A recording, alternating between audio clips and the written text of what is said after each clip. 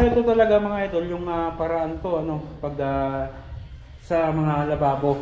So nilalatag ko muna ng buo itong counter niya bago ko i-cut yung lalagyan ko ng sink.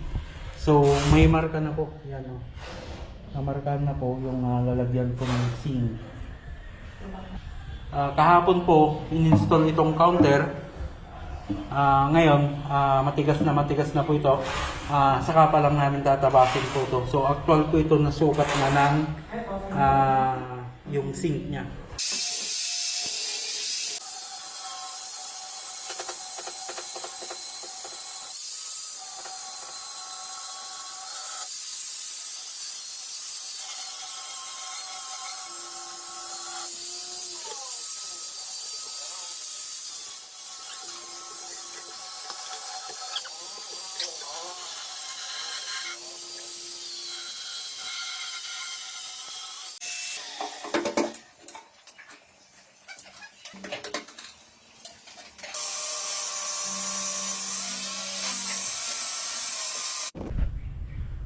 Yun mga par, so naputol na natin yung tiles kanino dito Then nagabit ko na rin po yung sa sink niya.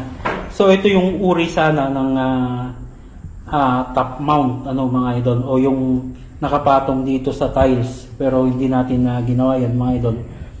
Ginawa nating dual mount pa rin yung pag-install dito, o yung nakapantay dito sa may tiles. Ayan para hindi mahirapan pag may tubig dito, agos at agos dito sa may sink niya. So yung installation talaga top mount mga idol ay ganun talaga, nakapatong po dito yung mga uring sink ko na ganito. Pero yung ginawa ko dito mga idol ay ginawa nating dual mount yung installation nito